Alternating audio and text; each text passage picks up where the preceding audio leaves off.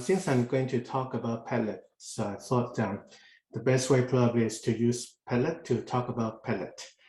Now the course is CIS 8500, Applied Research for Information Systems Professionals. So this is a research methodology course mainly for the information system students, and this is a master course. Now, this course has been running for many years, and it's been developed and keep improved by many people before me. And the content and everything is very well organized. The cohort that we have is, again, very unique.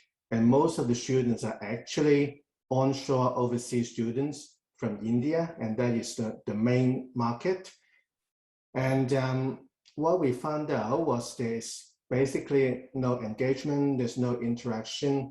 So for the online lectures, tutorials, workshops, basically there's no one turning up, maybe just one or two. And it's been like that for some time. So we want to address this issue. And then what we try to do is to look at using some course activities, maybe to redesign some of the activities that will help us to promote teamwork and collaboration. We specifically just want to have more opportunities for student to student and student to lecturer interaction. So it's just that simple idea that we started with the Tech Dem program, and we look at a number of technologies. We actually set out to use VoiceThread and as a tool for developing this. But after we look into it, and then we found out like Padlet probably is a better choice. So we sort of like changed direction halfway in the program. Now, in terms of the course activity, we focus on the third assignment, which is to write a conference paper. Now, in the past, we had an examination. So we replaced the examination with a conference paper that is written by 3 students. Now, just to give you some idea on the assessment, and then after they finish the first 2 assignments, they will form teams in 3 and work on a topic which is in one of those areas, and work on a conference paper. We specifically asked them to use Padlet for online collaboration. And I set up a small template with some basic stuff and get them to put information into the Padlet. Now, I told them that the Padlet is just like when they did their high school, when they do their physics experiment, their chemistry experiment, they need to have a notebook to record everything, because academic integrity, the accuracy of data and everything, the history, and this is very important. So, and of course, I also mentioned to them, this is the evidence of their contribution. Now, in the past, that is always very difficult, because if we get students to submit a group assignment, we just simply can't tell who is doing what, or someone is just putting their names on it without any real contribution. And we try to use Padlet as a tool to keep all the records, and that is the place of evidence that we can go to. Okay, so this is the assignment, and Kathy was here because Kathy from Learning and Teaching helped us to put this together. I think the assessment here is we have this rubric, and then we make that clear that like there's some individual marks, and then for deduction, if we notice there's any unreasonable contribution, we will deduct marks here. So it's more like a penalty. So if they submit late and things like that. Now, in my first attempt, this is the template, okay, very simple. So I just want them to put in the team members' detail, their proposal, the project title, description, the references, the planning and discussion. So most of the stuff, the course content and activity is very much centered around the study schedule here. So I try to point them to this study schedule. So with all the weekly activities, assessments, and so on, and the team Padlets actually coming into the picture in week 10. So they actually don't have much time to work on their third assignment.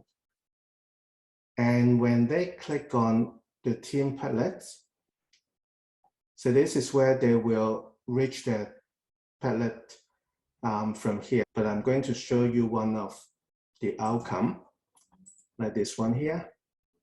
So they put all the stuff that they think are useful here. And you can see instead of those 4 basic stuff that I gave them in the beginning, they now have a bit more stuff here. They have, they put things in different places. It's still very creative. But what we can see is when they put in comments and contribution, we have a record of those. We can see that. And that is very good for us, especially we want to give them fair mark according to their contribution. I've learned a lot while developing and changing the course material. So just some information from the course evaluation in the first semester after we implement Padlet. The mid-semester score we got was 4.0. And then now, of course, this is before we asked them to use Padlet because they only started to use Padlet in week 10, I think, or 8.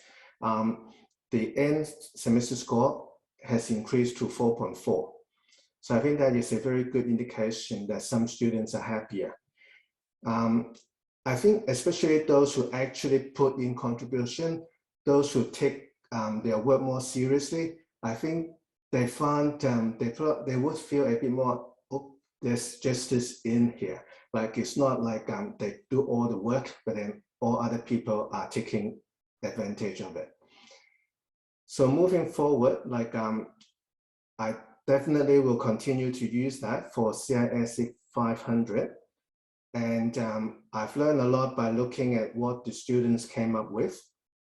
And I'm going to enhance the scaffolding to put more information in there. And I'm going to extend it to other courses and to use it for other things. I'm going to show you a couple of examples after this slide. And I think Microsoft Teams, which is very good, very useful. Padlet and Slack is also very useful and it's also very good.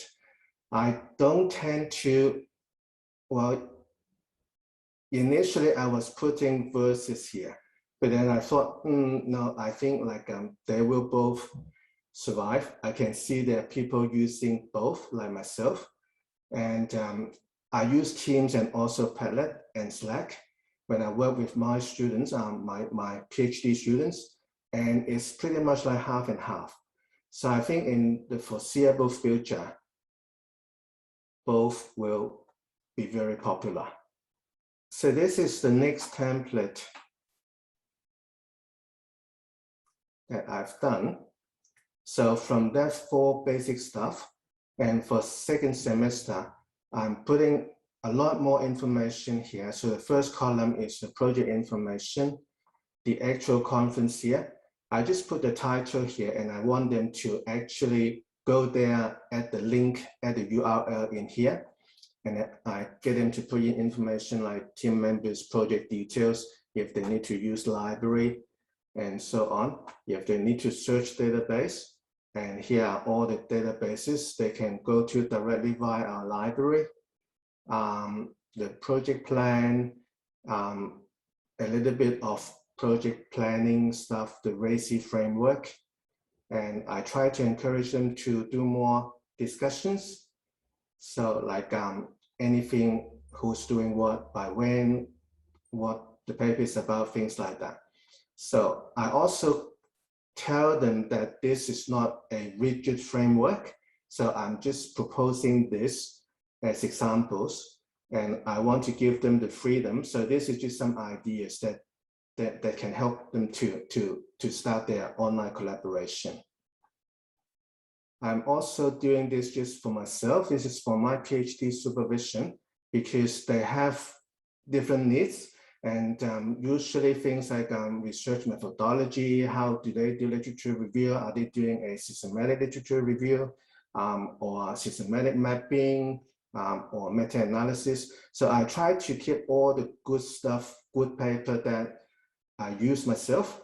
And if anything is relevant, so this is my own data repository, and I can just point them to those information very easily.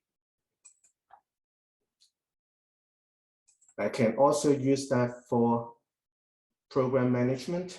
Like this is a Master of Cybersecurity program. So the 484 structure that we're looking at the moment, so the advanced specialization and so on, we can also link it to jobs and the Sphere network. And we use the string discussions, meetings, and so on. And then this actually is leading to this tech dem, this more today. So I think in terms of documenting the whole journey, the history and everything, and Padlet is a very good choice.